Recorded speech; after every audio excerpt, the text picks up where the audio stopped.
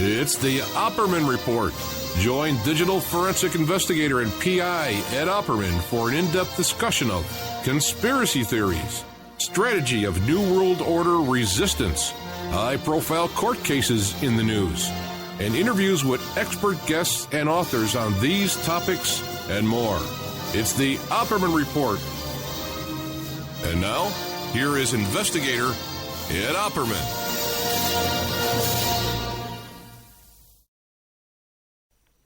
Okay, welcome to the Opperman Report.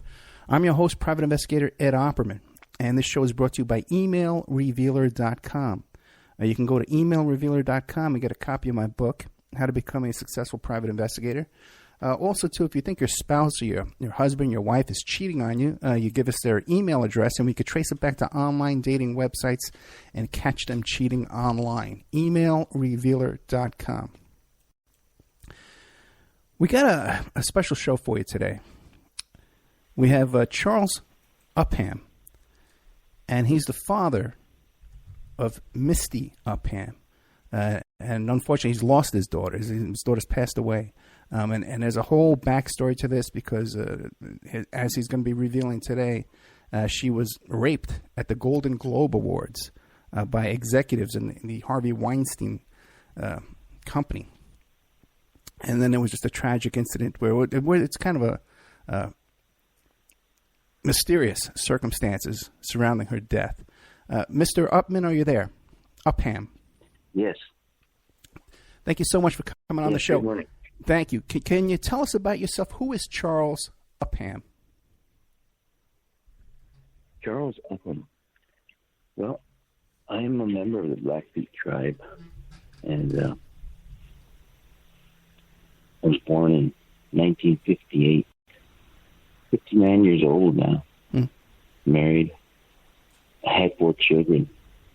And I grew up on the reservation. And then I lived in the city part-time, but for the most part, it was reservation life. I ended up leaving the reservation and pursuing education. I earned my Bachelor of Science degree in music education. I became a teacher, public school teacher. And I taught music in public schools for about 16 years. Then my career direction changed after my daughter became a movie actress. I supported her in her endeavors, and so I retired from the teaching profession. I got into talent management, talent development, and that's kind of how I filled my years until that year she passed on in 2014. Now, when you lived on the reservation, in what state was that? What region? That was in the state of Montana, and it was the Blackfeet Indian Reservation. A little town there called Browning. So then your daughter, Misty, she decided she wanted to get into the entertainment business. How old was she when she decided that? Well, it's hard to say because, she was a little girl, maybe 7, 8 years old. And she used to tell me, I want to be an actress. And, when kids are that small, and they're always saying things like that. Well, I want to be an astronaut, or I want to be a rocket scientist or something, and then you just kind of see, well, it's the cute, what they're saying is, they've probably seen something on TV or something. But from that time, she kind of, zoned in on it and kind of lost it. It must have been some movie that she watched that inspired her. She never really did say, but I didn't take it serious until she started trying to get into drama in those arts in the school system. And then I realized she was taking it serious. And so I supported her the pursuit of that. And the thing is, where we stayed in Montana, there wasn't a lot of support for anybody that was pursuing anything in the arts. It was just pretty much a general education, and then they kind of gear people up towards career jobs in administration or factories, and it just kind of pigeonhole you based on your school scores, and that's kind of how most people end up. And in rural Montana, everything's in agriculture, and in that vein. But I knew, I lived part of my life in the city, so I knew there's more opportunity in the city.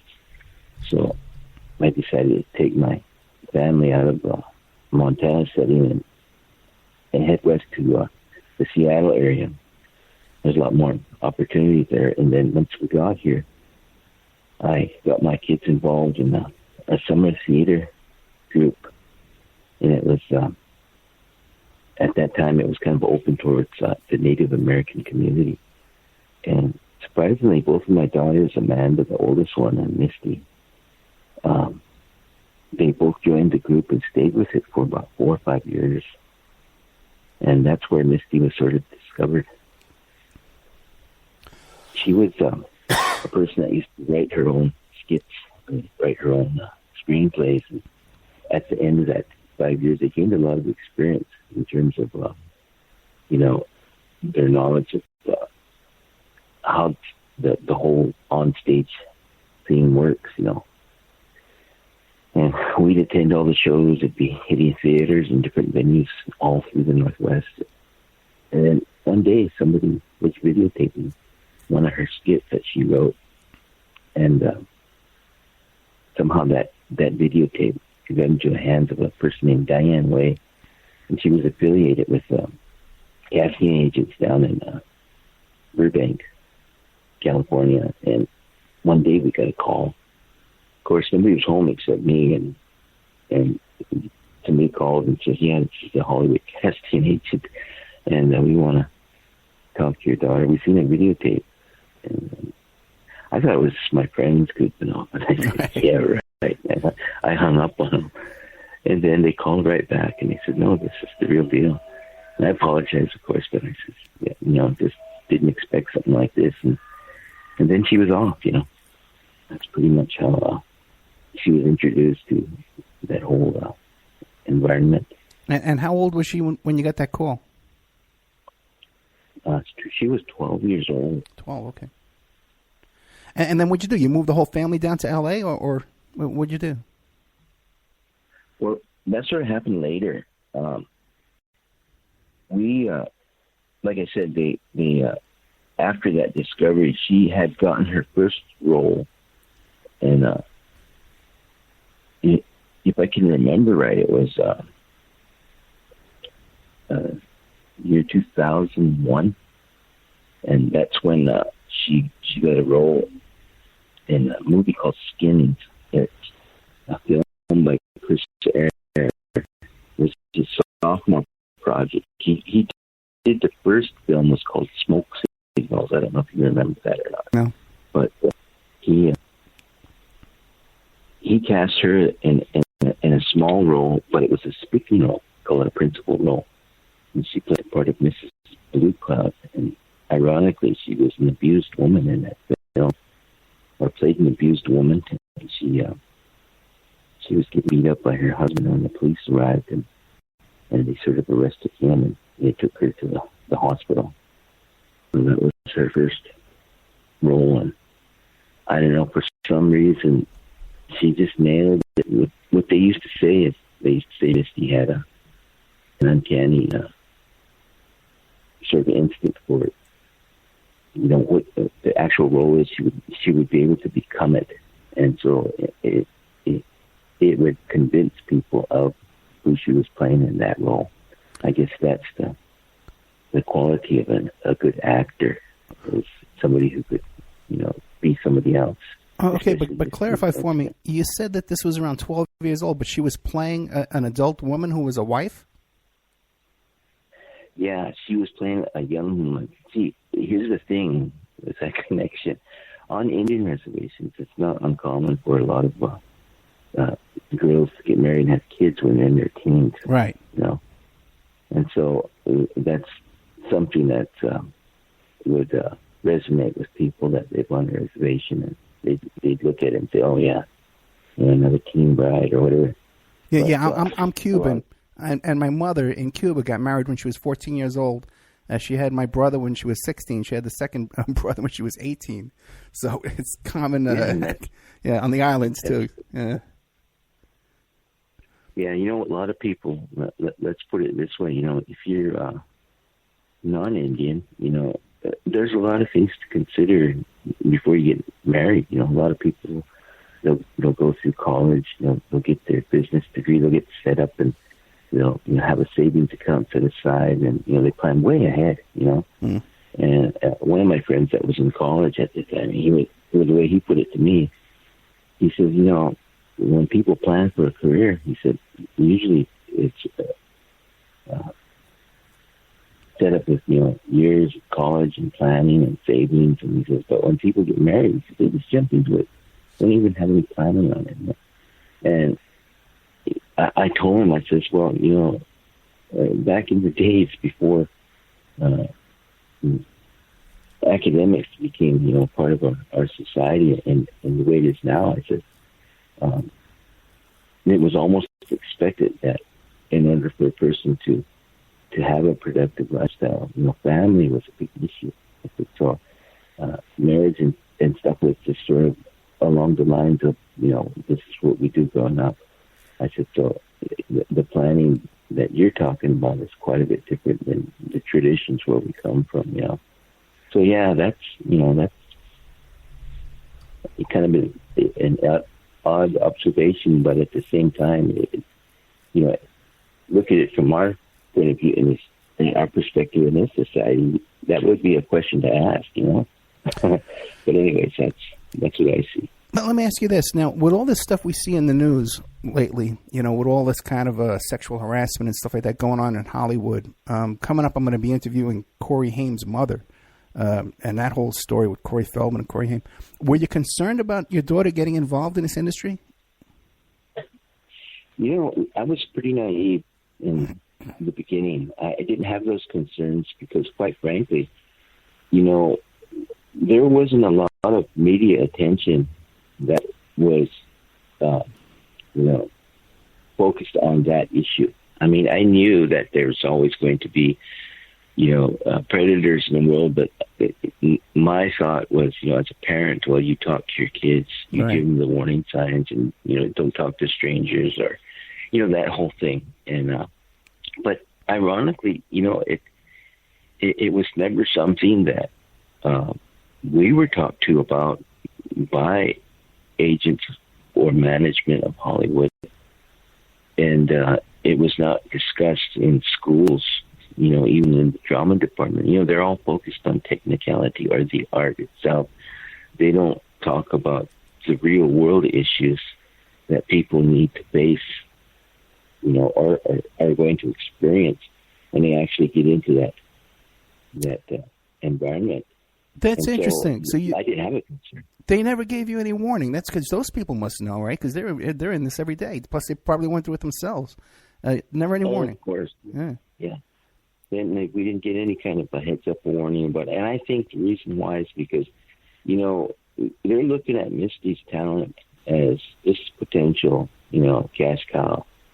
And we don't want to do or say anything that's going to discourage or just say a decision in our favor. So by bringing it up, they can find out on their own anyway. That's probably the mentality of most people. Right. And it's interesting that you would bring that up,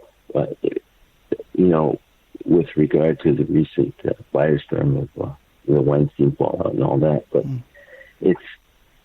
to be honest with you, Misty, she had experienced rape when she was a child, not very young, about maybe 12 years old, I guess, in Montana.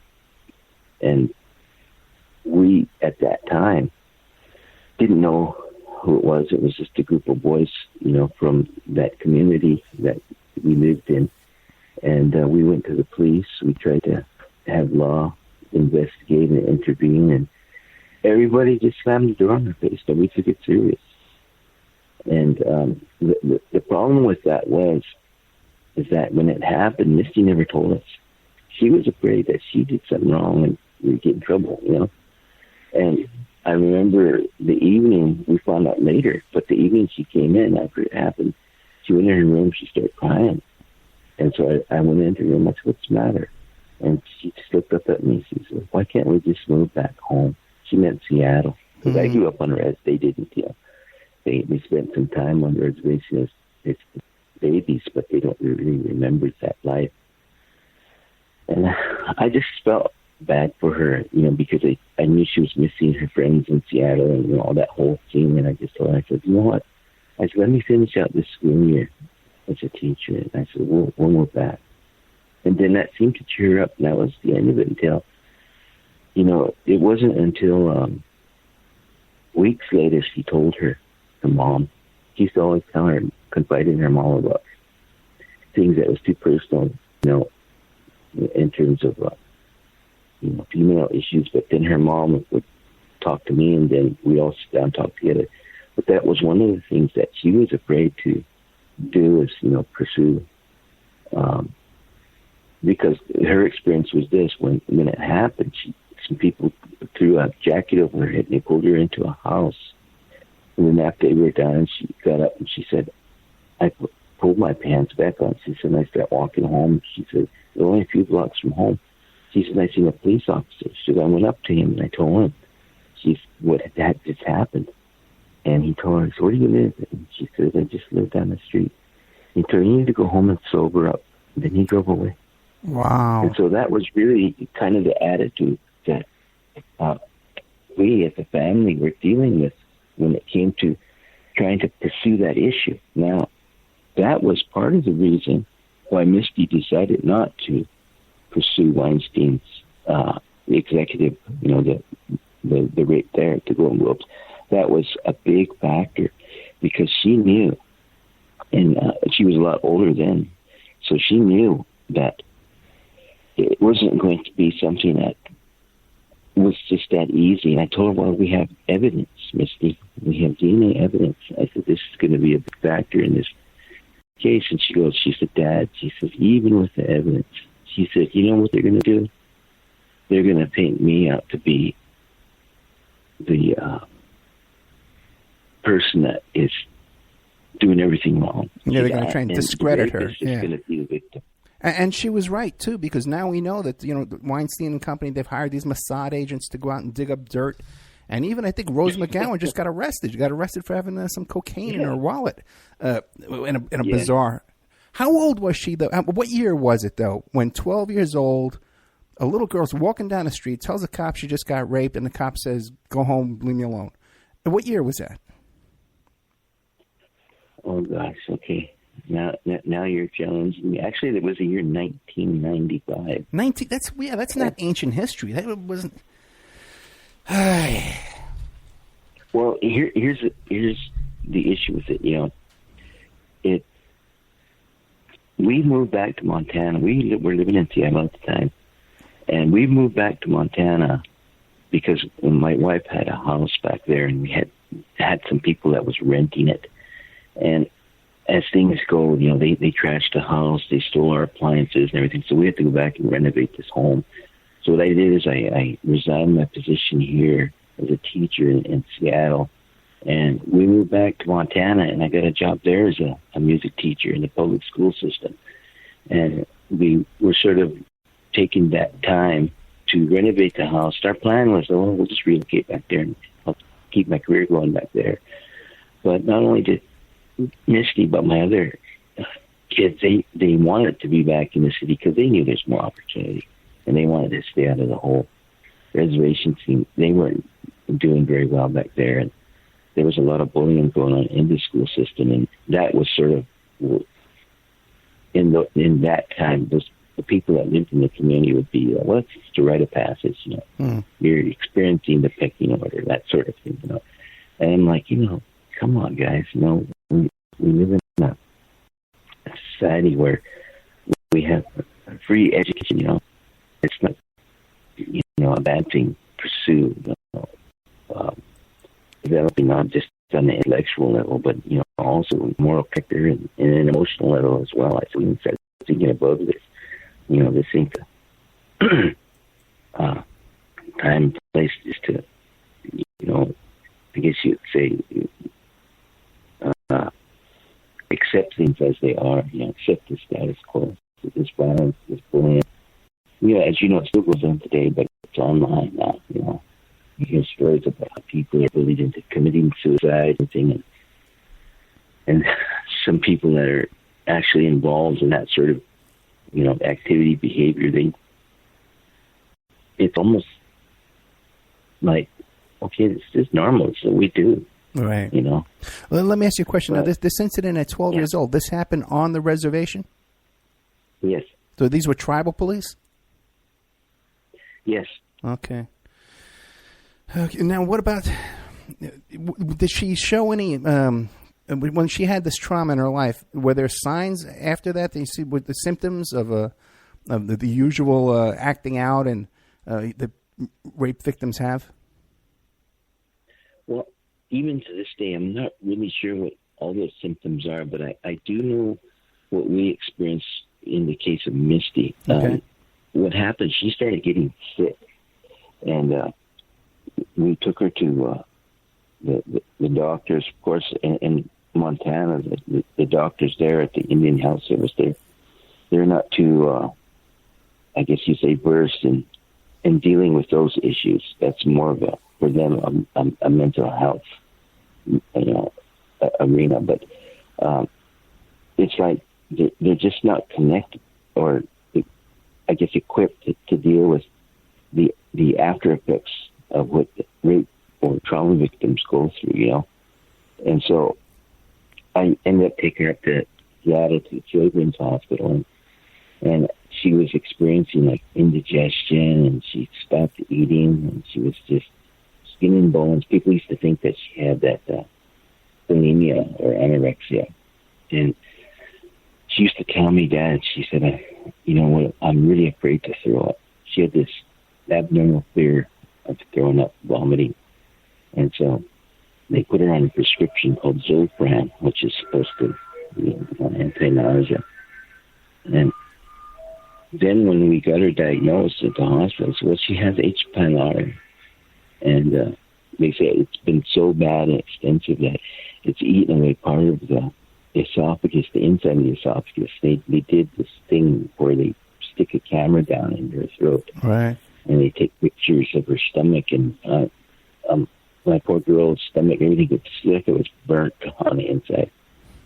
So they gave her a very powerful antibiotic, and they put her on meds for a while, and that went away. That part of it went away. But the thing that remained was her fear of vomiting and throwing up. And it just sort of took control of her life to a point where, she stopped having that social life, like going around with her friends, and she didn't want to go to school anymore. So, we homeschooled her. And then she developed a depression. She used to have these bouts where she said, Dad, I just feel lonesome. She said, I feel like somebody died. And she says, I don't know why. She said, I feel like death is near. She used to say it like that. And we just didn't know how to deal with it. We weren't like back in the day. I could remember when I was a kid, I suffered from depression and anxiety, but we didn't know what it was at the time. Right. People used to tell me, you always just have the case of the nerves. That was their backyard diagnosis, and they'd say, just suck it up, walk it off, that sort of thing. So we didn't have any treatment for that, as kids growing up. I knew a lot of kids that were afraid of, swallowing, or they were afraid of other things that became a phobia, and we just thought it was odd. But in her case, she started getting seen by mental health specialists with regard to depression. And I'll tell you what, man, every person that we took her to, they had a different diagnosis. Mm. And after a while, I just kind of thought, these guys don't know what they're talking about. They're just taking a shot in the dark, maybe with the experience they've had or something. Maybe they relate it into another case they've had before, but they're just guessing. They really don't know. Yeah, sometimes they make it worse. Yeah. And sometimes the treatment is worse than the disease itself. And, to be honest with you, here's really the gist of all the medical professionals, what they come to is, let's throw pills at it, Right. We give you antidepressants, we're going to give you benzodiazepines, we're going to, and the list goes on and on. And, what they do is they won't tell you this either. And Misty didn't get into the benzodiazepines until she was of age, she was an adult. And when she started, I just thought, what pills are you taking? And she said, and she's done it. They change them now and again. And I said, well, you got to find out. And then she started having withdrawal symptoms. One day she said, I don't want to take these pills anymore. They make me feel like I'm not in reality. So she quit taking them, and she went through these withdrawals. And she was scared to death. She was having panic attacks. And we took her into the ER, of course, and they found out that she was going through withdrawal, so they gave her an injection of the benzodiazepine, and they used to give her two different kinds. One was called Ativan, and they would give her a shot of that, and then she was all right. Yeah. For the audience that may not understand what benzodiazepine is, it's Xanax and Valium. Are both benzos. And it's highly addictive, and especially if you have a couple of drinks of wine or something with them, forget it. But also, too, like you said, the withdrawals. The withdrawals cause panic. And I had an experience. I told it on the air one night when I was taking that stuff, too, like an idiot. And when I went through a horrible withdrawal situation with that, and you can lose your mind. It's a psychotic. Feel like you're dying. Yeah. It's a psychotic episode when you go on withdrawals on those. It's one of the most dangerous drugs to withdraw from. You know what? You would think that a physician would, understand the effects of withdrawal from a powerful, narcotic like that, because they never told her, oh, these are addictive. And after she was addicted, then they're telling her, well, you need to get off of them. Any kind of addictive narcotic or drug that is administered in terms of depression or mental health or anything like that is, they have side effects, and you're going to go through withdrawals. And when you become dependent on them, there should be some kind of accountability on the part of these doctors that say, well, you know what, I got you addicted, so now let me help you get off of this stuff. Well, how about this? When you have a teenager and you're giving them these benzos, that's a lifelong decision, because the rest of their life they're going to have to deal with that. Either dependence or addiction and withdrawal. It's a lifetime decision that you give to a teenager. Yeah, well, at the time she started those, she wasn't a teen, but she told her doctor, she said, you never told me this was going to be like heroin. And my mind goes back to the 60s, we used to call them the pusher man. Yeah. God damn, the pusher man. But the thing is, they would give you a freebie, and then once they get you hooked, then you're coming back to them, and that's how they made their money. Well, I mean, it's the same thing with the doctors now and the pharmaceutical companies. They get kickbacks, so they're going to push these drugs. And in a lot of cases, they'll even tell you you're sick with things that you're not even sick with, because of that. And after we get to a place, after years of dealing with this, we start finding this stuff out. And so my question would be to the doctors, especially when she was younger, why are you doing this? I mean, what is this going to do for her in terms of her health? Is this a cure? Is this treating symptoms? Those kinds of questions. And this was with regard to the depression pills they put her on. And they were very aloof. But what I started doing was a little research on my own and finding out they're not trying to cure you. All they're doing is treating symptoms. And one of the antidepressants that they had her on, I was reading the effects of it, and it says that it could cause panic attacks, especially if it's mixed with alcohol. Sure. And it could cause. And the other thing is, if you try to quit them, they're just antidepressants. They're not narcotic, but at the same time, you got to taper off of them. You can't just quit them.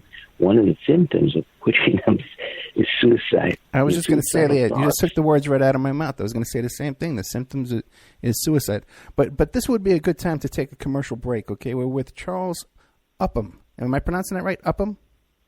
Yes, Upham. And he's the father of Misty Upham. We're talking about his daughter Misty's life. Traumatized at the age of 12 years old. And then we're going to really talented actress, too. When you see some of the movies she was in the Django Unchained and stuff, some very popular films. And then just, again, trauma throughout her life.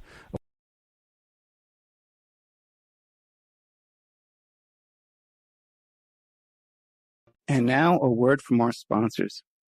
Archival Revival, the Christian Film Archive, is currently paying for vintage Christian films. They are dedicated to preserving and restoring classic Christian films and media. So if you have original prints, negatives, or other film elements of classic Christian films, or you have audio recording masters for classic Christian record albums, they want to buy them from you. So email archival.revival@gmail.com and they're going to make you an offer. Archival Revival wants to preserve these classic Christian films so that they continue saving people for years. These films have brought people to salvation. They want to continue that. Their staff has decades of experience in handling and preserving of film elements, utilize the very best climate-controlled film storage facilities around the world. Contact them today at archival.revival@gmail.com. If there's someone you know has these prints, negatives, recording masters, or other materials from vintage Christian films, you can check out their blog at archivalrevival.blogspot.com. Now, just so you understand, Archival Revival wants to pay you for these films. So you can look in your church attic, in the church basement. If you have a friend who runs a Christian youth ministry, these youth vacation Bible study camp, they have these old films in those big metal containers, 16 millimeter and 35 millimeter. Archival Revival wants to buy them from you. So this is a sponsor that actually wants to give you money. And all you have to do is contact them, tell them what you have. If you're in the UK or Ireland or Africa, these films are all over the world and they're gathering dust and they're going to deteriorate if they don't get into the hands of Archival Revival. So that's archival.revival@gmail.com, or the blog spot is archivalrevival.blogspot.com. Don't forget, this show is brought to you by pscoco.com. Phoebe Sod is an independent curator with the Cocoa Exchange. The Cocoa Exchange is formerly known as Dove Chocolate Discoveries, and they make the finest silky smooth chocolate because the products start with the best cocoa beans, which are tested for quality and flavor by expert technicians. The Cocoa Exchange offers not just premium chocolates, but anything from sauces and spices to brownie and cake mixes, and even coffee and martini mixes. If you wish to treat yourself or someone you love to a sweet and tasty gift, then the Cocoa Exchange is the brand for you. So you go to pscoco.com, you click on the Shop Now button.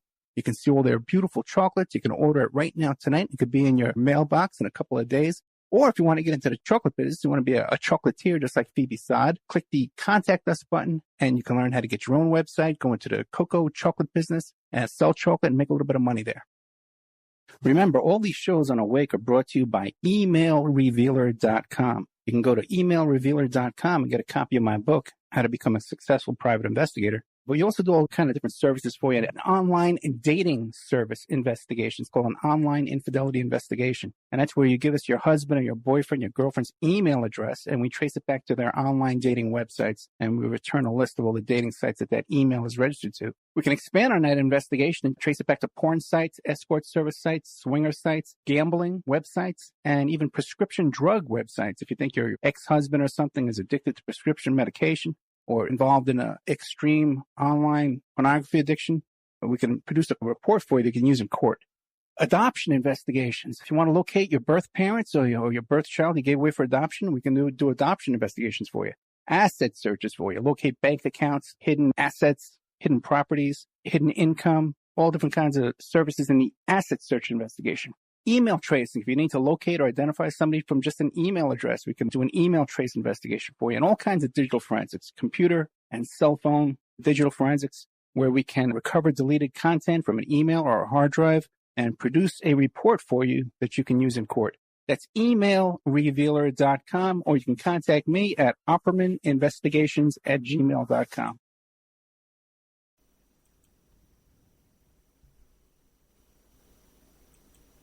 Welcome back to the Opperman Report. I'm your host, Private Investigator Ed Opperman. We're here today with Charles Upham, who's the father of Misty Upham. Charles, we were talking before the break about even though your daughter had suffered this trauma when she was 12 years old, this rape on the reservation, did she continue with her act? And she had that one big film when she was around 12, 13. She continued even throughout these difficulties she was having, these reaction to the trauma. She continued with her to be inspired by the arts and to want to be an actress, right? Yeah, it never seemed to have dimmed her dream. And for me, in my perspective, I always felt that it was some type of therapy and something that she could run to in a way of comfort, because in that, it's for, somebody who's a rape victim, they all find their way of escape. It might be drugs or alcohol or, living as a hermit somewhere, but her escape was acting. She could be somebody else. She could be somewhere else. Right. And it was good for her. And one of the things I did see, though, as she began to get older, she developed a very hard shell. And, with her personality, she could be, a very gentle person. But when it came time to something she believed in, if she ran across somebody who had a different opinion, then she could be very curt. And in those certain terms, she would let people know, where she stood. And so this was sort of I've seen, in the long term, an after effect of this trauma. And then I understand, sexual harassment issues she began to deal with throughout her career. And she used to say things about it. But, it was just something that she took in stride. It was almost like this experience had prepared her, for the worst. And I used to be really close. Well, both I and her mother was very close to her all through her career. That's why I quit my job and retired from teaching in Washington and moved to California with all my family just to support her career.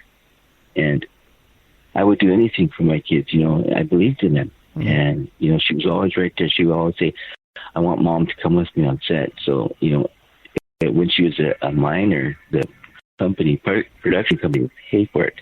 So her mom could be there with her. They'd only pick one parent. And then when she became an adult, then she would ask us to, she'd pay for us to come and be on these sets with her. So that's the way we were always there. And is this because she was concerned about sexual harassment on the set?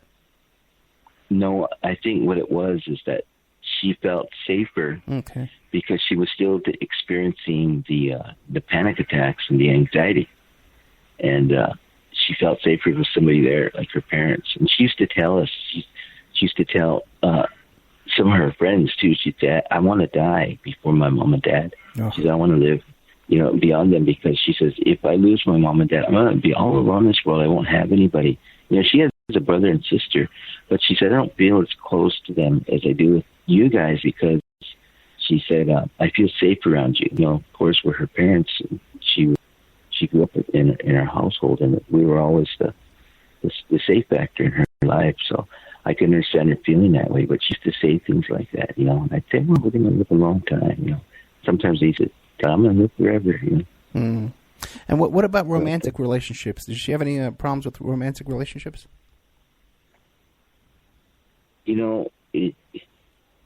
Misty had this thing, what we call the bucket list now. And in that list of things that she had, the top items were, I want to go to London, England. She's very into arts and history, and especially in terms of, Great Britain and Europe. And she said, and the other thing she wanted to do was do a movie with Meryl Streep.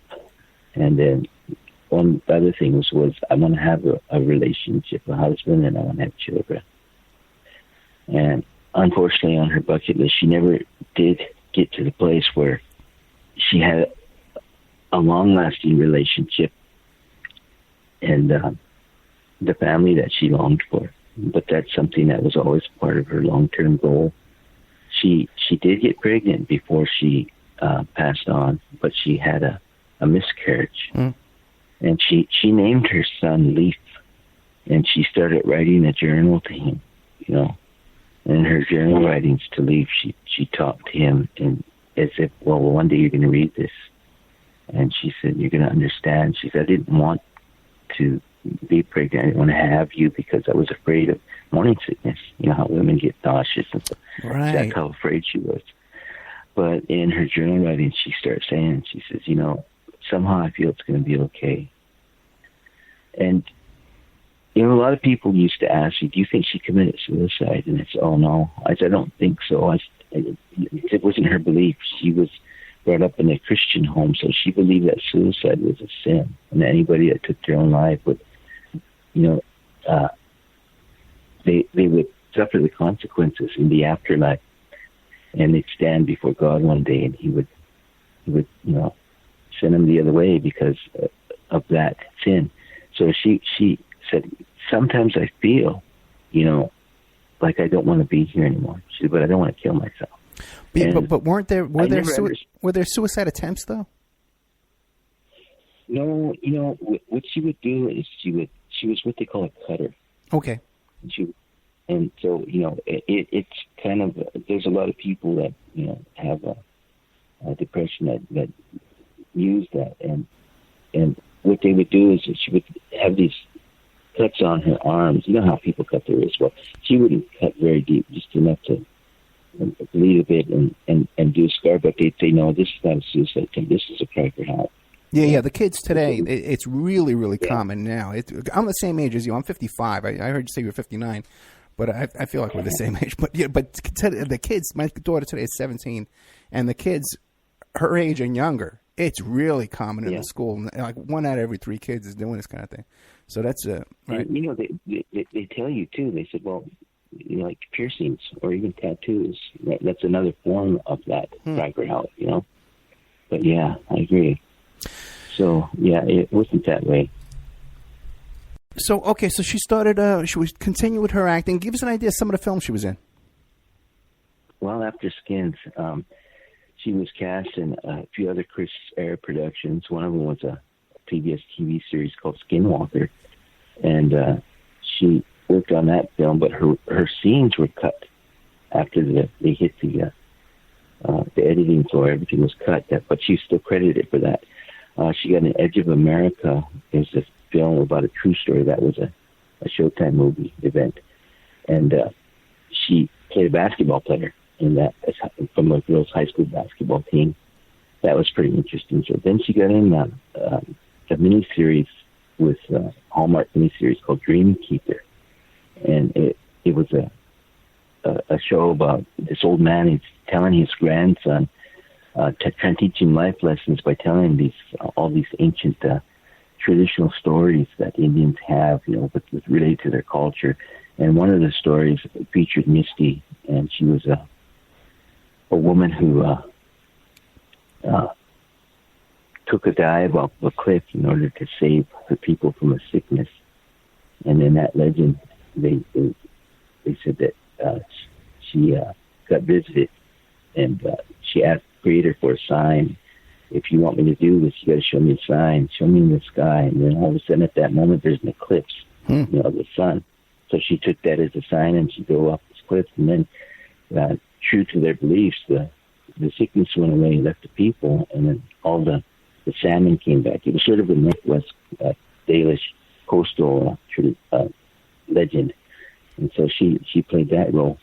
And then she was also cast, well, the thing about Django Unchained, she's called an uncredited actress. They hired her for the job. They cast her in the film role. They took her down to wardrobe, and they got her all suited up and everything. And then they decided to cut her scenes in that. Now, she was friends with Quentin Tarantino. He was actually the one who invited her to do the role and practically walked into it, But when the scenes were cut, it had something to do with Jamie Foxx not wanting to film in the snow or something, So she was playing the role of Minnie, who was the owner of a bar in Haberdashery. Well, after they, Quentin Tarantino told her, he said, well, in my next installment, I'll make sure your scenes are there and they're not cut. So she passed on before they did Hateful Eight. But as a tribute to Misty, Tarantino left that scene in there about Minnie, the bar owner. You could read that in the trivia questions in the IMDb website about her role there. And then she got into other films with like Benicio del Toro, the psychotherapy of a Plains Indian. And, it's kind of strange how she's actually related to the character that Jimmy P was playing. Everybody talks about that's their last name. And he was a real character, and he suffered from military post-traumatic stress syndrome. And he was treated for many years the wrong way. He suffered headaches and stuff. And they actually went back to our hometown on the Blackfeet Reservation to film. And so she was back there with all her friends and relatives as they were shooting the movie. It's pretty cool. And then she got August Osage. We were driving back from Montana down to L.A. when she got the call about August Osage. She was just walking on clouds, and it was a great time. And, it was starting to happen for her. And so she was full of life. But this thing with, it was just like almost a week later she told her mom. And that's when we both sat down with her and we discussed it. And I told her, you need to pursue this. You need to press charges. Like, this is serious. Well, let me ask you a question. Made the decision. No. Who invited her to go to the Golden Globes? Did she have a date? No, what they do is it's the production companies that send out these invitations, and it's usually a +1. And at this time, I don't recall, if she went with anybody or who it was. And I and her mom, she never really told us. Now, here's the thing. She said, I know who this guy is, and I could recognize it. You do? But she didn't tell us his name. Okay. And so, and then she told me that it was at the actual venue where they had the awards event, but her mom thinks that it was at an after party where they used to have, different after parties that they were invited to after these events. So we're really not sure in terms of the venue. But if people ask me, well, why do you come forward with this information now? And I'm like, because I believe her, And I also understand why, rape victims or abuse victims are reluctant to come forward. Well, explain to the audience, though. I don't think it's clear yet. Explain to the audience exactly what happened there that night, either at the Golden Globes or at the after party. Well, she went to use the restroom, and the way she described it, you had to go downstairs, and she said, she was standing, there was a line at the ladies' side of the restroom, and she said, and then somebody grabbed her from behind. She didn't realize who it was at first. And they pushed her into the men's room and pushed her into one of the stalls, and they tore her dress, and they raped her. And after they got done with having their way, then she's seen who it was. She said, "Oh, I know who this guy is. He's an exec for Weinstein." And she said, I was putting myself together, and I was getting ready to run back out there. And he was, she said, I could hear these guys in the background kind of cheering him on. She said, and then after he got done, they was kind of smiling and doing the high fives. And she said, so people knew. And she said, and I ran out there, she said, and I didn't know what to do. She said, you're sort of in shock at the time. She said, what do you do? And I mean, my first thought would be, well, tell somebody. That's the first thing you got to do is tell somebody. But look at this other gal that I don't recall her name, but she was the first one to come out against Harvey Weinstein. She was a journalist, and she was saying, I told everybody. I told everybody on the yacht. I told everybody at the event. And she said, and everybody just said, oh, that's just Harvey. That's just the way he is. They were so, it was just so accepted as a norm, that nobody was really concerned. And so when you're asking people, come out and tell and talk about it, with Misty's pre-experience and how it was handled, and then with what happens, in a rape assault, you understand why people don't want to come forward. Let me tell you this, okay? Rape is a very traumatic experience. It follows you all the days of your life. You can't hide from these memories. But, that's just the first trauma. The rape victim, once they come out and press charges, then they're raped again by the justice system. Right. And then the media gets a hold of it, and when that happens, they become further victimized in the court of public opinion. And that opens up this Pandora's box, and all of a sudden all these trolls come out, and you don't know who these people are. They don't know you. But when they open their mouth, my God, excrement just starts to flow. They will smear your character and your relations, your family, from your pets all the way back to the third generation, you know? Yeah. Now, that doesn't bother me so much as the people who listen to them. I mean, who are these people? Why do they entertain, you know, somebody who's unknown or uninformed in their opinions? I mean, you would think that whoever this person is talking be enlightened by the very voice of God in the way that they take personal charge of spreading this gossip and maintaining this rumor mill. You know, I don't know. I know it's asking for too much, but if I could say anything to people with ears that are listening to this gossip, you know, I'd just say, look, let's just let common sense prevail. There are way too many people out there that are working just way too hard to raise the bar, you know, in the world of idiocracy in our society. It's just crazy. You know? Well, I'll tell you something. You know, it's interesting because in this topic, in this subject of sexual abuse, adults and children, there seems to be organized online trolls that follow around every one of these topics and making excuses for the abusers and attacking the victims. And it's in every Michael Jackson with the Corey Feldman, this situation over and over. We see it. Because I cover these topics all the time.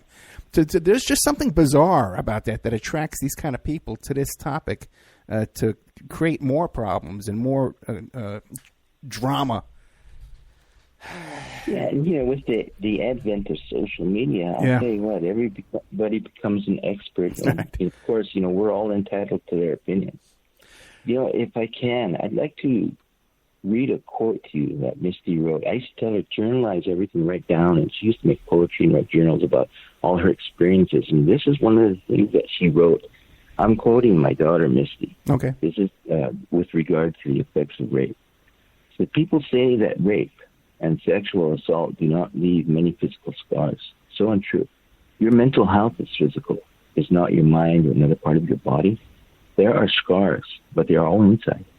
The longest standing stain is fear and anxiety, panic attacks. I can't seem to be free of them. My father is well coached in panic attacks. He used to get them also. He will sit with me through this whole ordeal, telling me to remember that everything's going to be all right, because he knows I'm stuck in a hurricane that he can't see, unquote. That's something she wrote about, you know, that's a short, out of context, and she had a whole story on it, you know, but that's just part of it that seemed to reach out to people that don't understand and realize, you know, the effects of rape or what they're going through. And I mean, she really ties into the rapist who has become the real victim in this crime and tells him, you don't know what you did, you know. And maybe one day if you get a daughter or somebody you love and they have to go through this, then maybe you'll understand, you know. After that incident that night, did she ever come into contact again with the same man, the same rapist? She never mentioned it to us, but I believe that she was always on the lookout because one of her friends had sent me a message on Facebook, and he said, you know, I remember one time we were at Sundance Film Festival, and all of a sudden Misty came up to me and she said, hide me in your coat. She said, there's a man that's here I don't want to see, and if he sees me, you know, I'm afraid of him. So this young man said he wrapped his coat around her, and he said, just tell me when he's gone. And so she said, whoever the person was, they left. And I believe it was probably this Weinstein character that, you know, she had talked about, you know. And to me, it's like, you know, I don't know who this guy is. She said it was an exec from the Weinstein Company. You know, for all we know, it could be Harvey Weinstein himself. You know, right. She never said. Right. Now, what about, was she aware of the reputation that Weinstein had at the time? I'm not sure in terms of sexual assault and abuse, but I know she was afraid of him. She said he was a very powerful man. And she said he was very influential. I mean, this is somebody who, you know, sat down and had dinner with presidents and other, you know, head of state and foreign affairs. And so he was connected. And she said that he wasn't afraid. And this one story I put on the Facebook post about when her and Quentin Tarantino and Harvey Weinstein were traveling from Salt Lake to Park City. They were at a film festival up there. They were in a limo, and the assistant got a call, and interrupted their conversation, and Harvey Weinstein booted him out right in the middle of nowhere. And it was blizzarding outside. It was about 20 below zero. It was cold, and she was concerned for this young man that he didn't have a jacket or anything. All he had was his briefcase and his suit.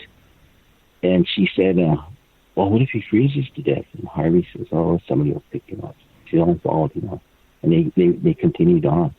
And at that time, he was telling Quentin Tarantino, he never really talked to Misty directly, but more or less Quentin Tarantino, when she was sitting there listening in. And he said, you know, I can have people eliminate, I can make them disappear. Yeah. He made that comment. So she was afraid of it. And she knew that if she tried to go up against Weinstein and Company with this type of allegation, that, you know, not only would she be further victimized, but she would be massacred. And she was afraid of that. Yeah, people talk about now about the reputation of him being sexually harassing and raping, but people were more afraid of their lives with Harvey Weinstein previous to all this. Was the common knowledge that this was a dangerous guy to be messing around with at all. Mr. Upham, I know we said we're going to do 1 hour, but I'd like to do, because we haven't even got into the whole situation with your daughter's death. You can give me another half hour, right? Yeah, sure. Okay, so let's take a commercial break here, and we'll be back with Charles Upham. He's the father of Misty Upham, and we've been talking about Misty's life, and unfortunately we're going to be talking about her death in the next segment, right after these messages.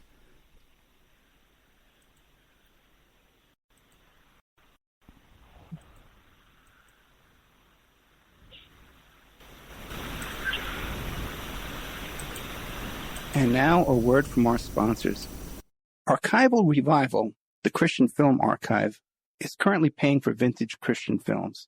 They are dedicated to preserving and restoring classic Christian films and media. So if you have original prints, negatives, or other film elements of classic Christian films, or you have audio recording masters for classic Christian record albums, they want to buy them from you. So email archival.revival@gmail.com, and they're going to make you an offer. Archival Revival wants to preserve these classic Christian films so that they continue saving people for years. These films have brought people to salvation. They want to continue that. Their staff has decades of experience in handling and preserving of film elements, utilize the very best climate-controlled film storage facilities around the world. Contact them today at archival.revival@gmail.com. If there's someone you know has these prints, negatives, recording masters, or other materials from vintage Christian films, you can check out their blog at archivalrevival.blogspot.com.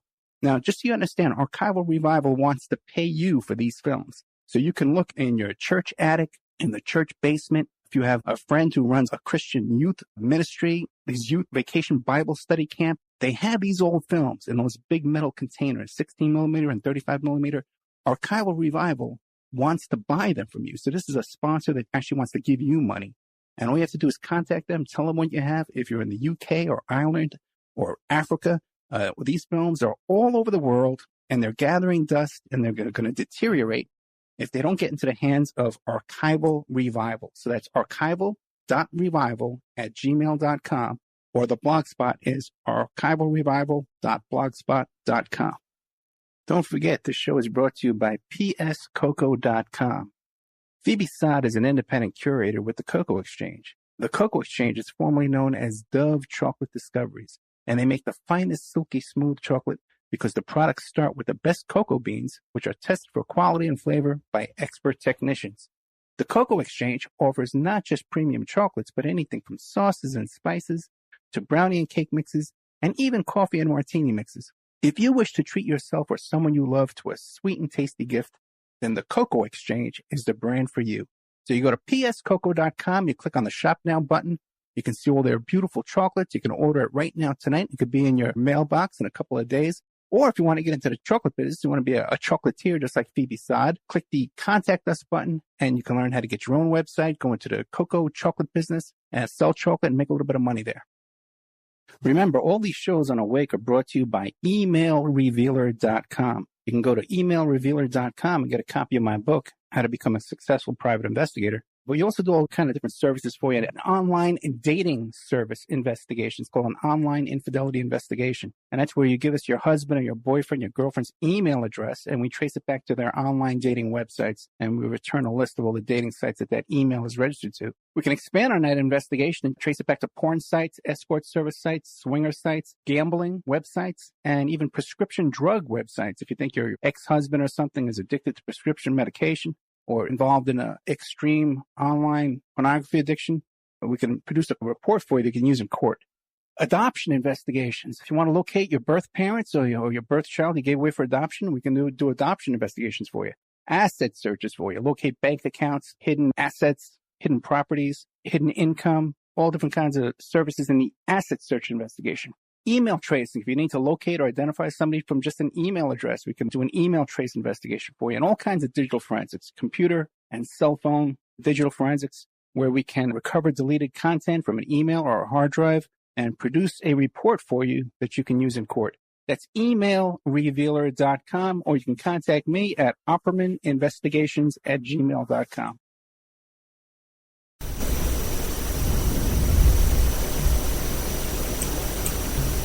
Welcome back to the Opperman Report. I'm your host, Private Investigator Ed Opperman. We're here today with Charles Upham, who is the father of Misty Upham, who was an actress who was brutally raped at the Golden Globe Awards in front of a crowd, and no one lifted a finger to help. Mr. Upham, after that incident, she came and she told you about a week later, you said? Yeah, she told her mother first, and then her mother talked to me, and then we all sat down together and we discussed it, what happened. And you saved the dress. You still have the dress now? It's in her storage locker in L.A., but we haven't been down there to sort things out, but it's there. Now, it's interesting now because there is a police investigation right now against Harvey Weinstein himself. So I'm sure the police would have samples of his DNA. Have you been contacted by the police? No. I don't believe that, in this situation that charges could be leveled against anybody within Weinstein's company, even if this could be proven. I mean, Misty's passed on. She's right. Not here to testify or do her thing. So, if I could, in a position, then something would have been done. I mean, if that's the case, you cannot press charges against a criminal if you're not the victim of a crime. Otherwise, you'd be able to, right. Press charges on her behalf. So it's just, a matter of the law at this point. But yeah, nobody's contacted me. Right. Oh, okay. Now, at the time, though, this happened, did you guys consider to go to the police at the time, or she was just too afraid? Yeah, we really made an effort to try to get her, to report it, and it become a matter of a case. But she just was very adamant she did not want to do that. She said, "Dad, I'm not even mentally prepared to take on something like this." She right. said, I need to think about me first. And she said, and I'm not ready to do something like this, she said. And I told her at that time, I said, well, you need to save the address in case you decide to change your mind later on. But she told us why she didn't want to do it, and I understand. I didn't agree with her decision at the time, but I supported it. But, after seeing how things panned out, since then, I think I'm kind of in agreement with her now, why she didn't want to. I don't judge people that do not want to talk about, rape and what happened to them, or, never bring it forward. I don't understand what they're feeling, but, my hat's off to people that do. It's a very brave thing to undertake, Now, this incident at the Golden Globes, what year was that? That was in the year 2013. 2013. And what year did your daughter pass? In 2014. Okay, just a short time after. Now, how was that period of time between her death and the rape? Was she showing even more symptoms of trauma? Well, for other reasons other than that, that's just one factor of, anxiety and trauma in her life. Like I said before, one of the things that she was afraid of most is outliving her parents. Well, at that time, her mom got sick, and her mom has breathing problems. The doctors have different diagnoses for her as well. They tell her that she has COPD. Some of them say that she has pulmonary hypertension, and that she's going to decline over years. But she was having breathing problems at the time, so Misty was very afraid that her mom was going to pass on. And then didn't help matters much. I had a stroke in the year 2014, and I ended up in the hospital. And while I was in the hospital, I had 6 more strokes, and I was all paralyzed on one side. And they thought I was going to die, and she was traumatized by that. And then one of the boyfriends that she had was, her serious boyfriend. He just, pulled a real terrible joke on her, and he turns out he was married to somebody else at the time. She had already fallen in love with him and everything, and that tore the guts out of her. And then she became pregnant afterwards, and then she lost the baby. I mean, just the weight of the world was just too much for her small shoulders to bear. And she just, had this sort of a breakdown. And then the doctors, what happened is I came up. I had another daughter living here in Seattle, and I came up. She said, "Dad, you need to come home to finish your rehabilitation." So I was in cognitive therapy and physical therapy, and so I came up to get my therapy done up here. And Misty followed. She wanted to take care of I'm her mother. And so her idea was to go back down after I got rehabilitated, and that was the plan. And so when she left the state of California, the doctors down there said, "Well, we can't provide you with your medication anymore, Misty. You're going to have to pursue services in Washington." And of course, in Washington, they wouldn't give her benzodiazepines. They said that she was addicted to them, and they just frowned upon it. And she had a hell of a time trying to get the medication she needed. And so she started going through those withdrawals again up here, and she turned to alcohol as a substitute for the benzodiazepines. And you mix alcohol with these depression pills that she was on, and you're going to get psychosis now and again. She'd have these episodes. Now, granted, we never called the police. What we call is 911, the ambulance. And most of the time they would be like, "Well, is she trying to kill herself? No. Is she trying to hurt somebody? No. Well, this ain't an emergency, And so they wouldn't come after her. So we'd have to start telling them, "Well, she's kind of acting suicidal, or she said something that sounds scary." Then they would send the police, and they would do what they call an involuntary transport to the ER. And then she'd get her shot, and she'd be fine, And at the time, I used to tell the doctors, "Get her off of this stuff, She doesn't need to be on it." And she wanted to get off of it. And I told her she needs a dual diagnosis treatment. She needs to get off of alcohol, too. You can't just stop drinking, especially if you've been drinking for a long time. That's even worse than coming off of these other narcotics. But we didn't really get a lot of support from the hospitals or the mental health facilities. I mean, when we first came up, that was in June of 2014. And she had made an appointment with a mental health department up here, and they said only a psychiatrist could prescribe this medicine that you need. They said, so you have to get hooked up with them. And then it was a whole medical team that she had in California, a doctor, a counselor, and a psychiatrist. So she signed up at this company up here to see a psychiatrist, but he was not taking on any new patients until after his vacation break. So he set her first appointment for November 24th that year, and this was in June. And so all that time she was suffering. And I was so upset. I was saying, don't you understand, she's got an emergency need right now, not in November. And they just didn't really care. So she was going through that at the time, and it was getting worse, progressively worse. I mean, one day she would come in and she would tell me, "Dad, am I real?" I'd say, "Yes, you're real." And she would say, "I feel like my mind is broken." And I was reading in her journals after she left, she did actually write that. She said, "My mind is broken." And, because of that, I'm writing down, I'm putting a book together, and it's going to be her journal writings, her poetry.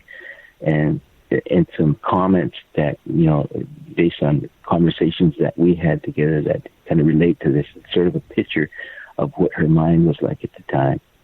And the title of this book, I'm working on it now, is called The Beauty of a Broken Mind. And that's going to be an inside look at what her thought process was in those last days.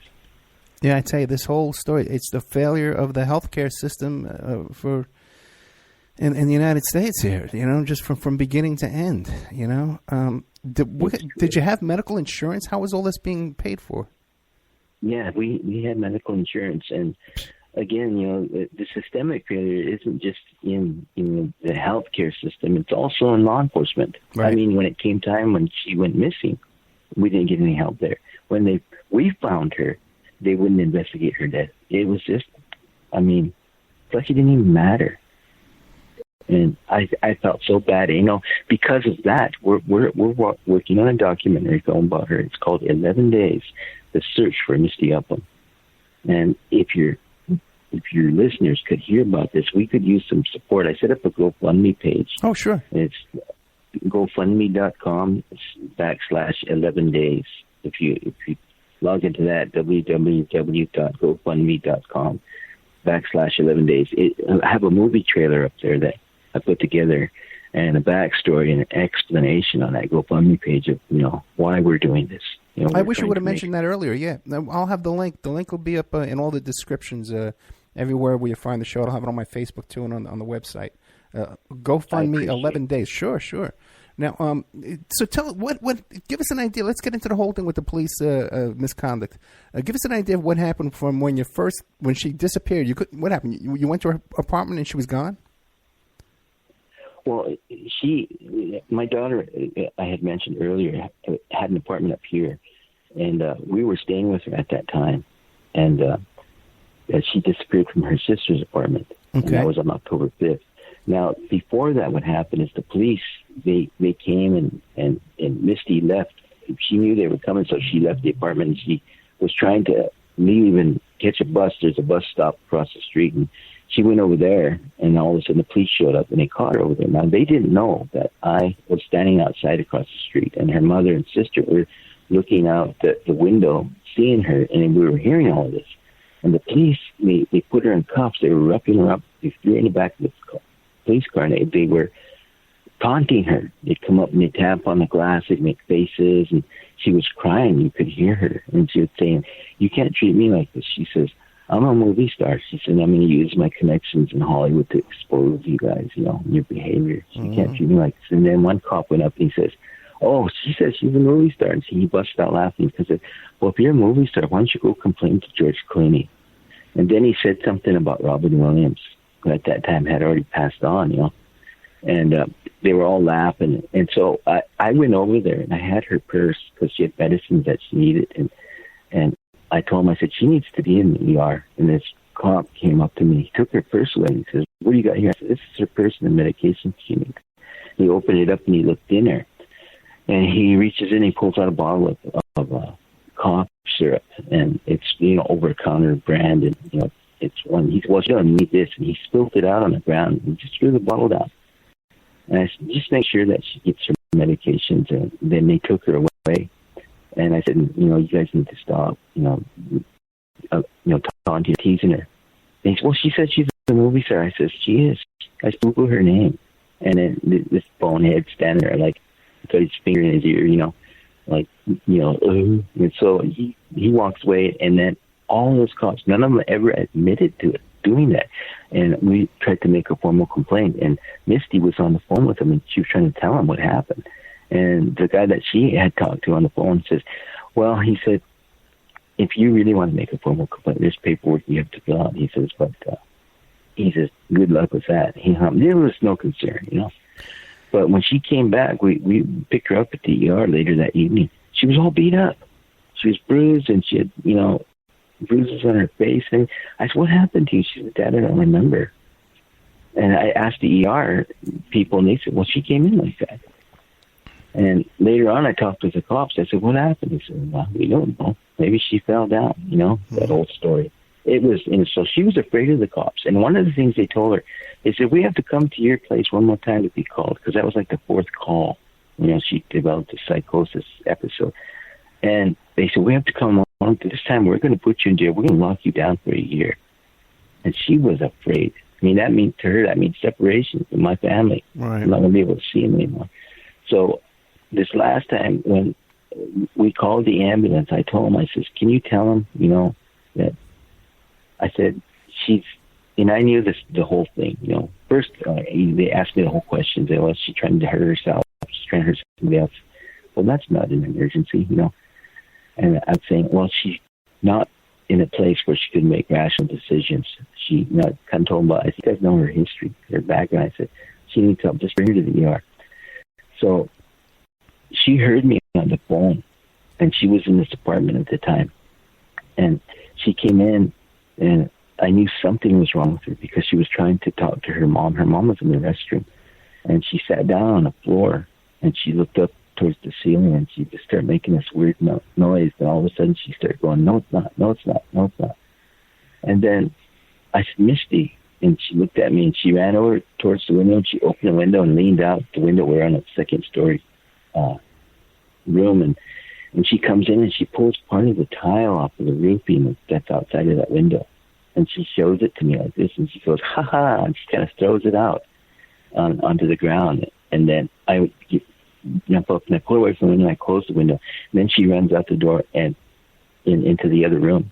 Next thing, she comes open the door. She says, I'm leaving. You don't have to worry about me anymore. And she took off.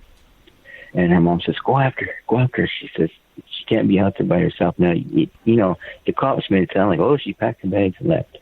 She didn't pack her bags. She had her purse with her because it had her phone in it. But she left. She used to go everywhere with this little cap, her sunglasses, and her jacket. And she had cut her hair really short at the time, so she wore that little cap. And her sunglasses, she left her cap, her sunglasses, she left her jacket. She just had her mom's sweater on when she walked out the door. And she had a pair of sweats and a little, like a tank top, and she had her sister's tennis shoes on. And so she took off, and her mom said, go after her. So I opened the door to go down the stairs, the little stairway that goes down. And I got out there, and I just seen her kind of clip around the corner real quick. So I started in after her, and I heard somebody say, hey, like that. And I turned and I looked, and it was the police, and they were walking up. And they called me back over. I said, I'm going to go after my daughter. She just went around the corner. They said, no, get over here right now. And they commanded it, you know, so I had to walk back over. I told them, she just went around the corner. And they said, well, we're going to go up. We're going to search this apartment. We think you guys are hiding her. And they came up, and they took about 15 minutes to ask questions and what's going on, where is she at? And they were searching the little apartment. And I kept peeking out the back window, and they were saying, what are you doing? I said, I'm looking for my girl. She just ran back that way. I said, I need to go find her. I said, you guys need to help me find her. I said, she needs help. And they said, yeah, well, they said, you know, it's not against the law for a person to, you know, walk around, leave the house. She's an adult woman, so it's not really a crime, so we don't have to go look for her. Okay, well then wait a minute. Wait a second. If there's no crime, what are they doing searching your house? That's what I'm saying. You know, it didn't make sense. It was like, you know, like they didn't believe us, like we were trying to hide her for some reason. And so they left, and I went looking for her, and I couldn't find her. And meanwhile, you just had a stroke, right? You had 6 strokes. How were you moving around at the time? You were able to move around good? Well, I had, you know, because of the therapy, you know, I had regained motor skills, but I was still suffering, and to this day, I still suffer from after effects of a stroke, and part of that is fatigue. Right. So I have some energy, but I'm good for about 2 or 3 hours. But any kind of activity, I'm back down.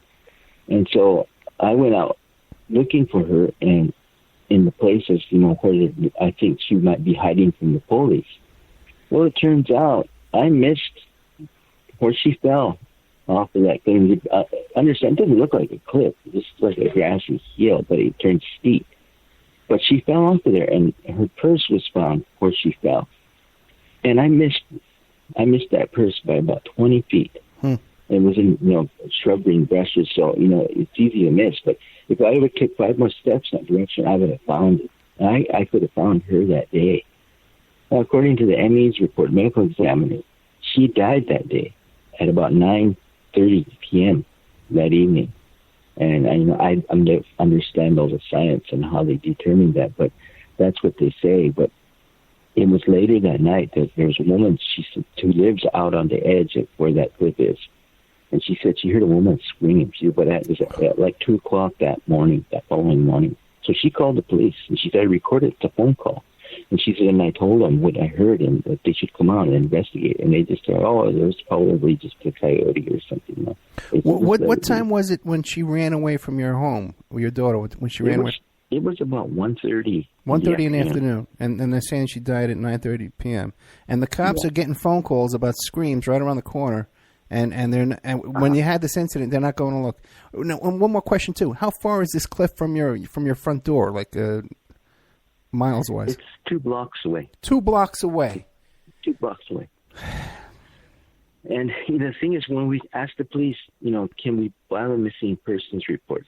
They told us, no, you got to wait 24 hours. We found out later that's not true. They could have did it right there. So we waited till the next day, and we called them back at about 1:30 at the same time. It's been 24 hours. They didn't show up till later that evening. And then they took the report, and then at that time, the officer told me, he says, well, we're not really going to look for her. I said, well, she's a missing person now. He said, well, she's an adult. It's not against the law for her to be walking around. And I said, well, if you guys see her, can you pick her up? He says, no, not unless she's committed a crime or has a medical emergency. I said, well, this is kind of a medical emergency. He said, no. He said, unless she's, like caught robbing something, we can't take her into custody because, like I said, it's not a crime. Yeah, but that's not true either, because the original call was emotionally disturbed person who was in distress. I told him that. I said, yeah. And they said, well, it's just not going to be on our list of priorities. We don't have to do it, they said. And I said, well, can you at least stop her and ask her to call home if you see her? They said, well, we can do that, but if she don't want to, we can't make her. And he told me what you need to do. He said, if she was on a medical, what they call the Endangered Missing Persons Plan, her acronym is EMPA for that. They said, then we could stop her. So that was our next pursuit. We went after EMPA to have it implemented on her behalf. And the door was closed on our face.